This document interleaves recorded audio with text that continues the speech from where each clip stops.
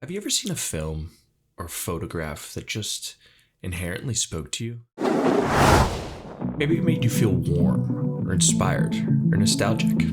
Everything all at once. For me, there's something about a certain look and feel to an image that evokes a raw emotion inside of me. Spirit of an image. I've always loved film. The inherently tactile, analog process makes creating images a truly meditative artistic endeavor. New technology has brought with it new and unique ways to be creative, and with an unprecedented greater ease of use. It's a good thing. And yet, I still find myself longing for that spirit of film within my image, for something to spark that emotion inside me once again. Then I discovered Dehancer. So the first thing I wanted to do was go ahead and pull out some of my favorite shots from that short film. I shot this on the Panasonic Lumix S5 in the V-Log color profile. So not quite raw, but it's going to be sort of similar to what you can get for some of the other profiles that you get from companies like Sony or Canon, whether you're shooting in S-Log or C-Log. V-Log for me is actually one of my favorite log formats that I've shot on from any of those brands. So I'm a huge fan of the way it renders color. For those of you who know, I shoot a lot and edit with Film Convert for a lot of my different color grading needs. So I was really interested in, putting Dehancer through all of its different paces and really seeing what it could do in terms of, creating that film emulation effect, specifically with the Panasonic footage that I love to work with. What I'm going to do is go ahead and just reset the node grade. So this is what it looks like in the flat V-Log color profile. So the first thing that I do, as you can see here, I add a corrector node. That's what this pops out here on the node tree. And then you go down to your library and pop on the Dehancer Pro add-on. So you have a couple different options here for the input. What I like to do is go ahead and go down to choose camera. They have a number of different cameras and the individual profiles inside. Funny enough, when you click on Panasonic, they actually only offer GH5 and GH5S, so Dehancer. I'm not sure if I'm missing something where I just don't have the S5 profile, but I would love to see that added in the future. For the purposes of this video, I just went ahead and used the GH5 profile. Very similar color profiles between the cameras, so I felt like this was going to be equally as effective. So for the entirety of this video, I just went ahead and chose GH5. And then again, for the format, it's that V-Log profile. So you see right off the bat, it completely changes the image. You see it's a little bit too much in terms of the shadows. Blacks are a little bit crushed. So the next thing that I do is I want to go ahead and choose my film profile. So a few of the favorites that I have just from kind of experimenting, I've really liked the Kodak Vision 350D. I was a fan of that. I like 250D. And I was also a fan of the Fuji Color Pro 400H, as well as the Fuji Color Natura 1600. But for the purposes of this video, I actually found my favorite to be this Cinestill 800T. Felt like it works really great for sort of the low light night shots, so I went ahead and stuck with this pretty much throughout the entirety of this short film. So the next thing that I do is I go ahead and I turn off the film grain just so I can get a sense of what the image is going to look like just based on the colors before I go ahead and then add on that grain afterwards. And after that, a really cool new feature that Dehancer has implemented is this ability to choose the print. So you have a couple of different options based on what you're looking for. The one that's the most popular and the one that's really sought after, and the one that I pretty much stuck with for this entirety of this was that Kodak 2383 print film. So I go ahead and choose that and pair that with my Cinestill profile. Now right off the bat, you're seeing, again, it's still pretty dark.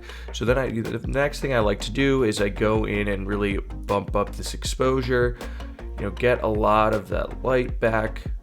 That looks good. And then I kind of mess with the color temperature as well, depending on what you're looking for.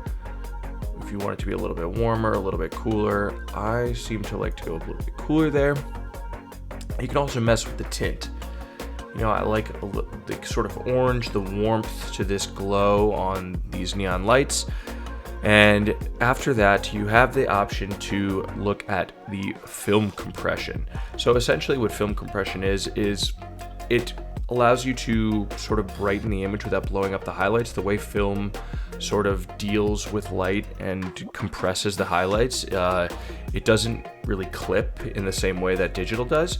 So as you see, as I toggle this on and off, you can really see sort of in the main section here of the light, you can sort of get rid of that overly clipped bright highlights. Now for this specific shot, I actually kind of like the look with sort of the center of the sign being brighter and more kind of pronounced, so I decided to leave this one off on this specific one. Next, what I like to do is I like to go and mess with the halation. So halation essentially in the way that light passes through film cameras, there was a little bit of pushback in terms of the film bouncing off, and that's what causes the sort of red glow around some of the brighter areas of your shots. So if you look here, as it turns on, it's very subtle here, but kind of around the sides of the lettering, you know, the sides of the sign, you just see the faintest of red glows. I just like sort of the atmosphere that creates, so I go ahead and put that on most of the time. And then we have the option for bloom. Again, really subtle, sort of just makes those highlights a little bit more dreamy, sort of leak out, you know, leak per se from the sort of light source. So that's another thing that I love to do. I add those on as well. Next, I can go over here to the primaries of the color wheels. If I still want to sort of bump up these highlights, I can mess with it here. Maybe pull up some of the shadows. That looks like it's a little too much. And then if I want, I can increase the saturation just a little bit more to kind of make that pop. And so there we go. We're starting to get sort of a more complete, good-looking shot. So lastly now, I'll go ahead and actually implement my film grain. I like to use the negative and the analog mode for the film grain. As you can see, you know, just right off the bat, you can see a very pleasant grain over tops of the image, and it's really sort of embedded within the image as opposed to just being an overlay. And you can really see the differences in the highlights and the shadows and the midtones of where sort of the grain, it looks really natural and really pleasing. And that's something that I've really loved about using Dehancer right off the bat. It's just the way that it sort of renders this film grain. And then, you know, I'm gonna go ahead and I'll pull down the amount in which the grain, especially with these darker shots, I don't want it to be too sort of grainy and noisy. That looks really good, clean right here. And then you can also mess with sort of the different colors within the scene. So if you look at the yellows, you want those to be a little bit more blue. Obviously that doesn't look quite right. Pull that down. The greens, make it a little bit more magenta. You can also mess with the cyans. And now we've got a pretty good looking shot here. Now this is something that I really like, you know, taking a look at before and after, you know, it really sort of feel of vintage film. And I think that's something that's really cool and really powerful by using this Dehancer software specifically. So there are a couple other options that I've kind of steered away from so far. There is the vignette, which actually is pretty nice. You know, it can be really subtle and you have a lot of sort of control over how you can utilize it. I could see that being beneficial in certain circumstances. For this film specifically, I did not really use that. Then you also have sort of the gate weave, which is actually kind of cool. You know, it basically, when that's toggled on, it sort of creates that effect of the film moving through. So you kind of get a little bit of that like shutter, that jiggle effect with film. If you're looking to, you know, go really heavy on your emulation, you know, go really vintage, that's something that I feel like could be cool to use, but I went ahead and left that off for this one specifically as well. So just looking at sort of our before and our after, taking a look at this clip, you know, it's somewhere that I'm really happy with. And I just think that especially for the types of shots that I was going for with this film, this was an opportunity to do something really cool. And I just love the way that Dehancer was able to give me sort of the creativity and control to make it look, you know, very ethereal and vintage. So moving on to our next shot, this is a shot in Chinatown. Again, this is much more of a wide shot. You get a lot in this scene. You have some of these neon lights in the red, the yellow, you have the street lights, and then you have these awesome glowing lanterns that they have throughout the streets. So there's a lot going on here in this specific shot. So again, let's kind of reset the node grade here and then see sort of the process that I took to create this shot. So, again, go ahead and set your camera profile, the vlog format. For me, for this film, again, I used the Cinestill 800T paired with the Kodak 2383 print film. Here, in looking at the film compression, again, see if you toggle this on, it kind of gets rid of some of those overblown highlights. I left that off again because I really liked sort of the aggressive highlights within all the different light fixtures on the street.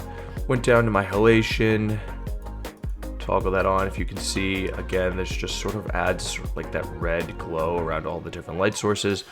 And really the bloom here makes a huge difference for this scene. It really makes the whole scene look a lot more dreamy, a lot more ethereal, and it just kind of adds that vibe to the shot that I feel like is, lacking otherwise, and it looks really great.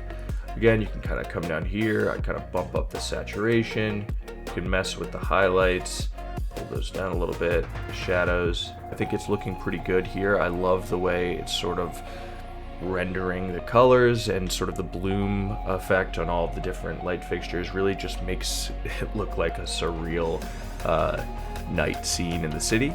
This was actually one of my favorite shots from this clip, just because I felt like the level of solitude within the shot and the dynamic between such a bright light setting within the inside, kind of contrasted with the shadows outside. It was really fun to grade. So let's go ahead and reset this one as well and take a look again. Once again, really putting on the camera profile, Panasonic.